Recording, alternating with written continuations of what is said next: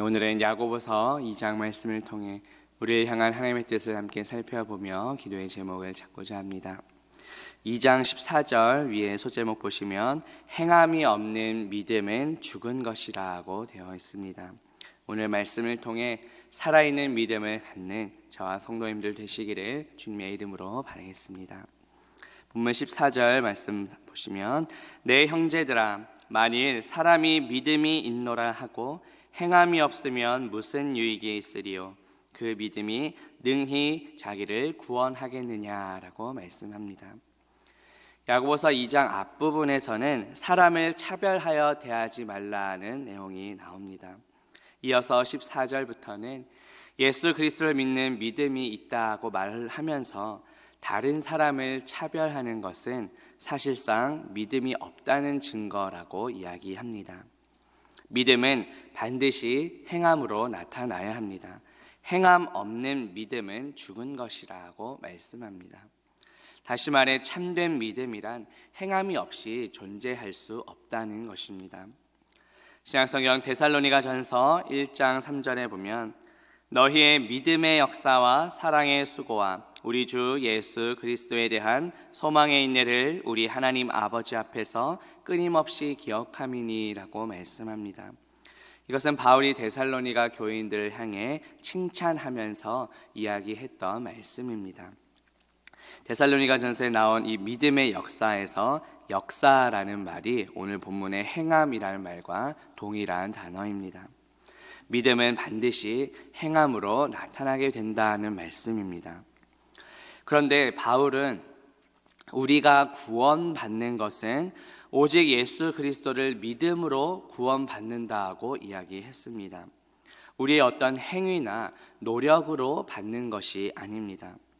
어떻게 보면 오늘 본문 야고보서 말씀과 서로 모순되는 것처럼 보입니다. 하지만 바울이 말했던 그 행위는 율법적인 행위를 가리킵니다.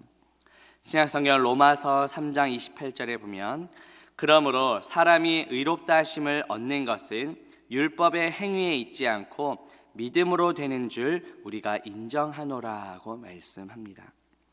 바울은 우리가 구원받는 것이 결코 우리의 어떤 노력이나 우리의 율법적인 행위로 이루어지는 것이 아님을 말씀한 것입니다.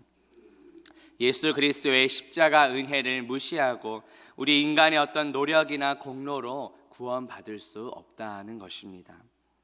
그렇다면 오늘 본문에서 야고보가 이야기하는 행함은 무엇입니까? 이것은 예수 그리스도를 믿는 가운데 또 하나님의 은혜로 구원받은 자들의 그 삶 속에서 자연스럽게 나타나는 행위를 가리킵니다. 우리의 어떤 자경이나 노력이 아니라 전적인 하나님의 은혜로 값없이 구원의 은혜를 받았기에 우리는 그에 합당한 반응으로 믿음의 열매를 맺어야 하는 것입니다. 값없이 받은 은혜와 사랑을 제 이웃에게 베풀며 살아가야 합니다. 이것이 바로 야고보서에서 말하는 행함입니다. 그렇게 야고보서에서 말하는 이 믿음과 행함은 사실상 결코 분리된 것이 아니라 참된 믿음 안에 행함이 자연스럽게 포함되는 것입니다. 따라서 바울과 야고보 모두 우리 인간의 율법적인 행위로는 구원받을 수 없고 오직 예수 그리스도를 믿음으로 구원받는다는 것은 동일하게 이야기한 것입니다. 다만 야고보는 우리의 그 믿음이 진짜라면 반드시 삶에서 행함으로 나타나야 한다고 좀 더 강조한 것입니다. 본문 17절 말씀 보시면 이와 같이 행함이 없는 믿음은 그 자체가 죽은 것이라고 말씀합니다. 죽는다 하는 것은 무익하고 해로운 것을 가리킵니다. 우리의 삶 속에서 행함으로 나타나지 않는 것은 아무런 유익도 주지 못하고 오히려 해롭다는 말씀입니다.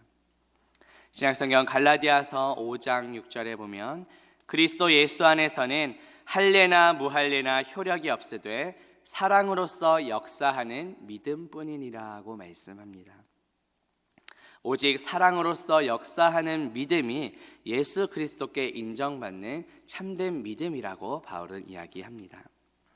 신약성경 에베소서 2장 8절부터 10절 말씀에 보면 너희는 그 은혜에 의하여 믿음으로 말미암아 구원을 받았으니 이것은 너희에게서 난 것이 아니요 하나님의 선물이라.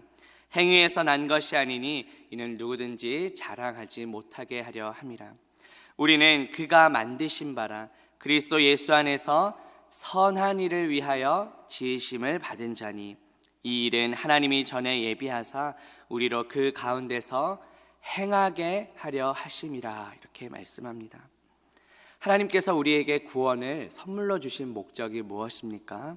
선한 일을 행하게 하려 하심이라고 말씀합니다. 순종은 믿음에 뒤따르는 당연한 결과입니다. 그렇기 때문에 믿음과 행함은 절대 분리될 수 없습니다. 믿음이 있다고 말을 하면서 이웃을 돕지 않는 것은 이미 죽은 믿음이며 거짓된 믿음입니다. 참된 믿음은 반드시 삶에서 행함으로 나타납니다. 오늘 본문 마지막 26절 보시면 영혼 없는 몸이 죽은 것 같이 행함이 없는 믿음은 죽은 것이니라고 말씀합니다. 17절 말씀에 이어서 다시 한번 반복하고 있습니다. 야고보는 행함 없는 믿음을 마치 숨을 쉬지 않는 육체에 비유합니다.